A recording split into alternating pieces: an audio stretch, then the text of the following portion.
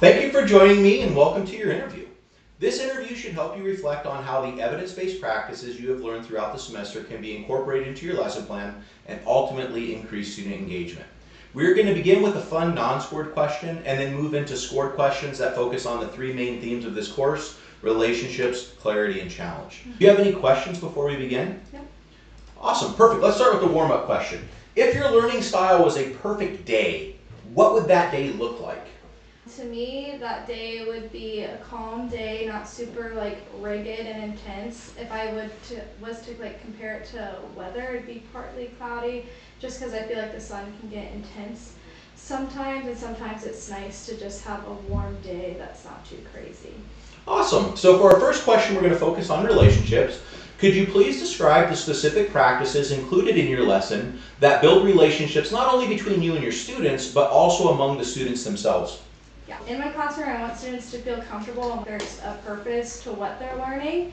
So to build relationships at the start of class, I do a greeting or just check in as students walk in. And then throughout my lesson, I plan to circulate around the room and use proximity and then ask students about what they're working on, if they know what they're doing, and if they need any help.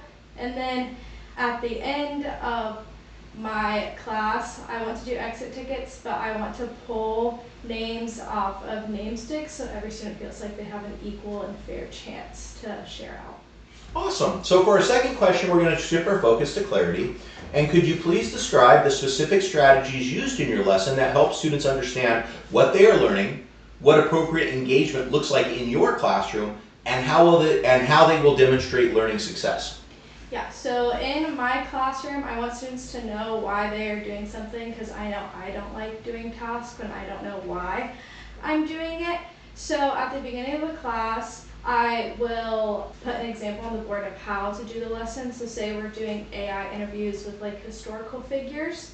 I would put the prompt in my computer myself and change out the names to show them how to do it so they have clarity on how they're doing that. And then while they're working on that, I'll have the essential learning targets and supporting learning targets on the board so that they can see the reason as to why they're doing it.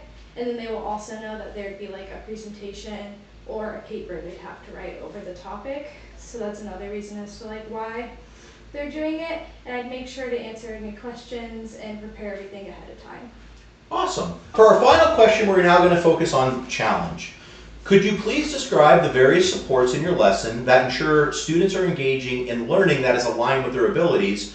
And because at this school, this is especially important because our students come from a variety of backgrounds and will vary greatly in their strengths, learning styles, and specific learning goals.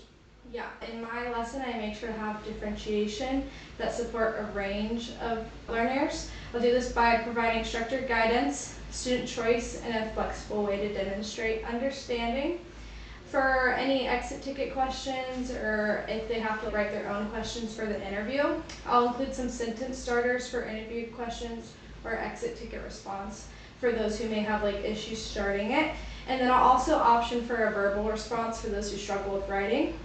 And then for ELL students, I make sure that they would be able to translate the interview into their first language so that they understand better. And then for tag students or students who are a little bit ahead, I would make sure to include extra questions or tell them to go deeper within their responses. Awesome. Those are awesome answers, and I want to thank you for them. We are now going to move to the next part of your interview where you have an opportunity to teach your lesson and showcase your passion for education.